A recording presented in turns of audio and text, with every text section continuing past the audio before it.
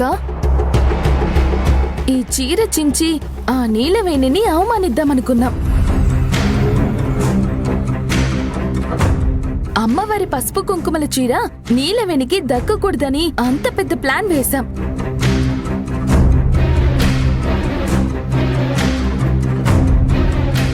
ఆఖరికి మనమే మన చేతులతో ఈ చీర తీసుకెళ్లి ఆ నీలవేణి చేతుల్లో పెట్టాల్సి వస్తుంది.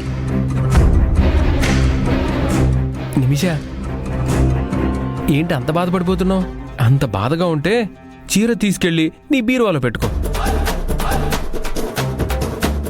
అమ్మవారు వచ్చి నీ నుదుటి మీద బలి తిలకం రుద్దుతుంది.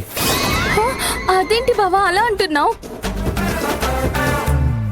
అమ్మవారి బలి తిలకం నా నుదుటి మీదకొస్తే ఇక నా చావు ఖాయం అయిపోయినట్టే కదా. తెలుసు కదా, తెలిసి మీ అక్కకెందుకు బ్రెయిన్ వాష్ చేస్తున్నావు? కొంపతీసి మీ అక్కని పాడెక్కించడానికి ప్లాన్ చేయలేదు కదా? అబ్బా, ఇక మీరు ఆపుతారా?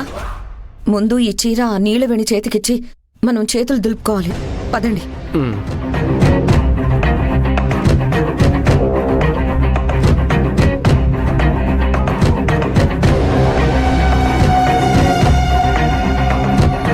నీలవేణి, ఒకసారి లారా. ఈ చీర తీసుకో, అమ్మవారి చీర. అమ్మవారి పసుపు కుంకుమలతో వచ్చిన చీర. ఆ చిరిగిన చీరని మళ్ళీ నాకు బహుమతిగా ఇస్తున్నారా?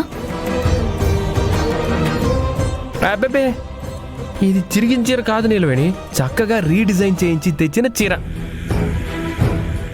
ఈ చీర మీద ఒక్క చిరుగు కూడా కనిపించదు. కాంచన దగ్గరుండి మరీ తయారు చేయించింది. అవును నీలవేణి, ఈ చీర అమ్మవారి ప్రసాదంగా నీకే దక్కింది. నువ్వే కట్టుకోవాలి. అనవసరంగా నేను అసూయపడ్డాను. అందుకే అమ్మవారి చీర కత్తిరించి అవమానించాను.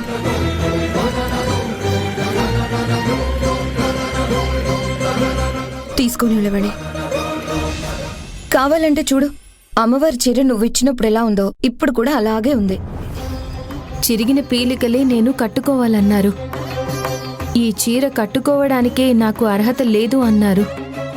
మరిప్పుడు భలే దానివే నీలవేణి. ఆ విషయంలో ఎన్నో మాటలు అనుకుంటూ ఉంటాం. అవన్నీ అలా గుర్తు పెట్టుకుంటారా చెప్పు? అవును నీలవేణి, నోటి దురద ఆగక ఘాటుగా ఏదో మాట్లాడేశాను. అవన్నీ మనసులో పెట్టుకోకు. మనసులో పెట్టుకోవాలని, మనుషుల్ని బాధ పెట్టాలని నాకెప్పుడూ ఉండదు చిన్నమ్మ గారు. కాకపోతే అమ్మవారి పసుపు కుంకుమలతో వచ్చిన చీరని అలా చేసేసరికి కాస్త మనసుకి బాధ అనిపించింది. అమ్మవారి చీరని అలా చింపేసేసరికి అమ్మవారిని అవమానిస్తున్నారని అనిపించింది. మాకు కూడా ఇప్పుడే కదా అర్థమైంది. చించేసి అవమానిస్తే మా వీపులు కూడా చిరిగిపోయే పరిస్థితికి వెళ్తాయని.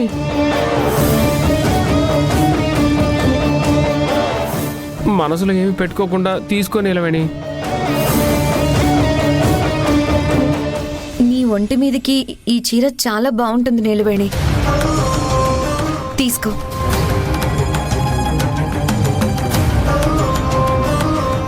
పదండి వెళ్దాం.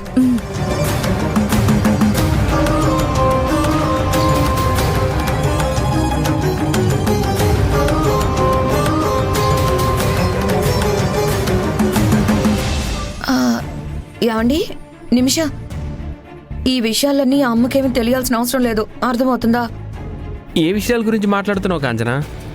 నువ్వు అమ్మవారి చీరని చింపేయడం గురించి, తర్వాత మళ్ళీ బుద్ధొచ్చి అమ్మవారి చీరని కుట్టించడం గురించి అంటున్నావా? తెలుసు కదా, మళ్ళీ అలా నొక్కి నొక్కి చెప్పాలా? సరే పదండి.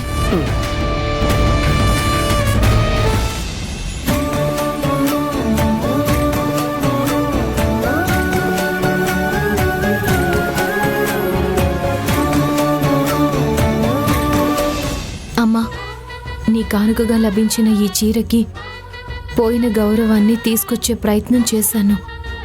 ఆ ప్రయత్నంలో నేనేమైనా తప్పులు చేస్తే నన్ను క్షమించు తల్లి.